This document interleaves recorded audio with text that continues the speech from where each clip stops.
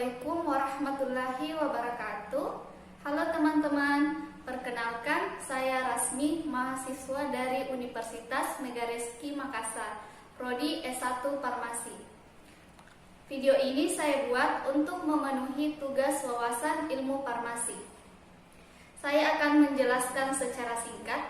Yang pertama, definisi farmasi, yang kedua, sejarah farmasi, dan yang ketiga, pendidikan kefarmasian.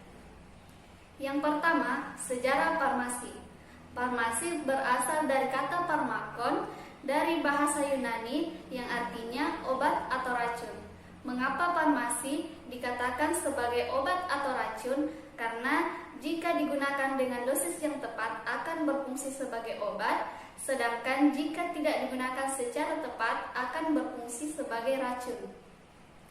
Farmasi merupakan profesi kesehatan yang meliputi bidang penemuan, pengembangan, produksi, pengolahan, peracikan, informasi obat, dan distribusi obat. Yang kedua, sejarah farmasi. Kalian pasti sudah tidak asing kan dengan Hippocrates. Beliau adalah bapak ilmu kedokteran. Hippocrates pada tahun 460 hingga 370 sebelum Masehi adalah dokter Yunani yang memperkenalkan farmasi dan ilmu kedokteran secara berikutnya. Yang kedua adalah Dioscorides pada abad ke-1 setelah Masehi, merupakan ahli botani Yunani yang memperkenalkan tumbuh-tumbuhan sebagai ilmu farmasi terapan. Karyanya yang kita kenal adalah De Materia Medica. Obat-obat yang dibuatnya yaitu Aspiridium, Opium, Ergot, Hyoscyamus, dan Cinnamon. Berikutnya yang ketiga adalah Galen. Pada tahun 1300 hingga 200 setelah Masehi, Galen adalah dokter dan ahli farmasi bangsa Yunani.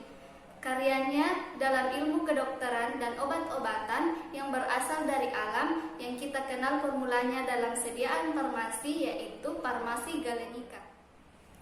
Yang terakhir adalah Philippus pada tahun 1493 hingga 1541 setelah Masehi.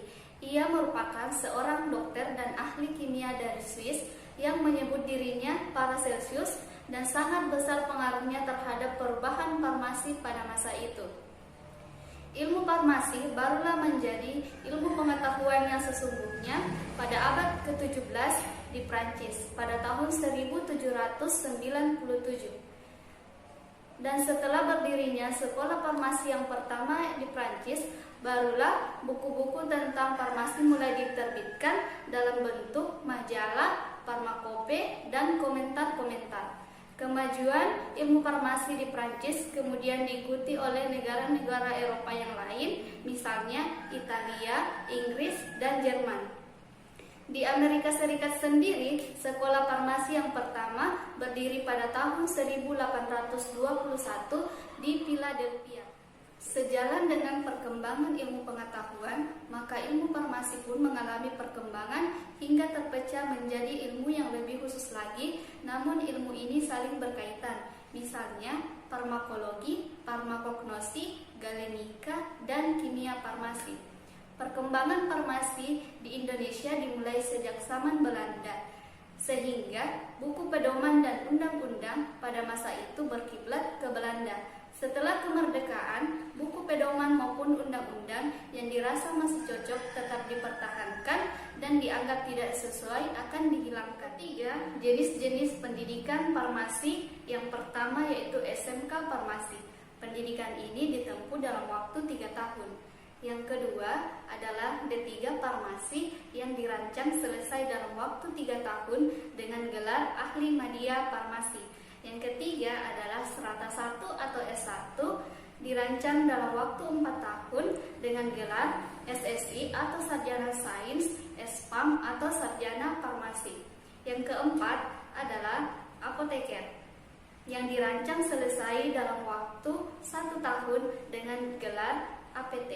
Yang kelima adalah Strata S2 atau S2 yang dirancang selesai dalam waktu 2 tahun dengan gelar Magister Sains.